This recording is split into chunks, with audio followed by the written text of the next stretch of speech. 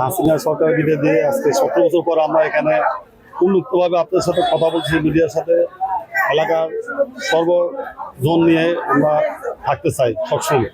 এই বাকশালী যেখানে নামবো সেখানে আমরা প্রতি পাল্টা মিছিল করব। তাদের এখানে কোনো স্থান নাই।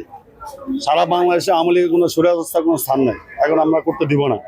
জনগণ আমাদের উদ্দীপিত হচ্ছে আরো যে আমরা ভালো হয়, স্বৈরাচার সরকার যেভাবে বিদেশে আমরা ওই বিধে না হই, আমরা মানুষের সাথে ভালো ব্যবহার করি এবং ভোটার কাছে আমরা যাচ্ছি, আমরা ভালো সাড়া পাচ্ছি ভোটারদের কাছে। এবং ভোটাররা বলতেছে যে আমরা 17 বছর বিগত ফ্যাসিস্ট সরকার হাসিনার আমলে আমরা ভোট দিতে পারি নাই, ভোট কেন্দ্রে ভাগাই দিছে যে আপনাদের ভোট হয়ে গেছে, আপনার চলে যান।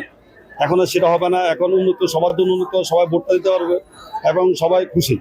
আমরা ঢাকা মহানগর দক্ষিণ যুব দলের অন্তর্ভুক্ত নিউ মার্কেট থানার যুব দল প্রত্যেকটা কর্মশালা এবং প্রত্যেকটা ঢাকা মহানগর দক্ষিণ যুব দলের সংগ্রামী আহ্বায়ক খন্দকার ইনামুল হক ইনাম, বিপ্লবী সদস্য সচিব রবিউল ইসলাম নয়নের নেতৃত্বে আন্দোলন সংগ্রাম, বিগত দিনে আন্দোলন সংগ্রামেও সক্রিয় ভূমিকা পালন করেছি এবং এখন যে কর্মশালা এবং 31 দফার যে বাস্তবায়নে আমরা নিউ মার্কেট থানা যুবদল প্রত্যেকটা বাস্তবায়নের লক্ষ্যে আমরা কাজ করে যাচ্ছি, আগামীতে ইনশাল্লাহ কাজ করে যাব।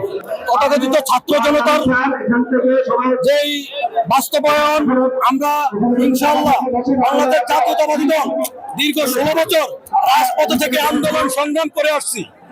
এতে 5 আগস্টের মধ্যে এই ছাত্র জনতার বিপ্লবের মধ্যে আমাদের বাংলাদেশ জাতীয়তাবাদী দল বিএনপির 465 জন ভাই মৃত্যুবরণ করেছেন।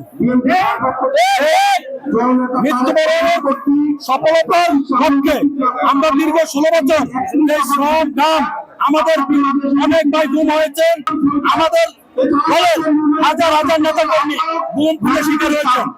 বিএনপির ভারপ্রাপ্ত চেয়ারম্যান জনাব তারেক রহমান কর্তৃক জাতির সামনে উপস্থাপিত রাষ্ট্র কাঠামো মেরামতের 32 দফা দাবিতে আমাদের যে ঢাকা মহানগরের বিভিন্ন থানায়, বিশেষ করে আমাদের ঢাকা মহানগর দক্ষিণ যে কর্মশালা 31 দফার বাস্তবায়ন করার জন্য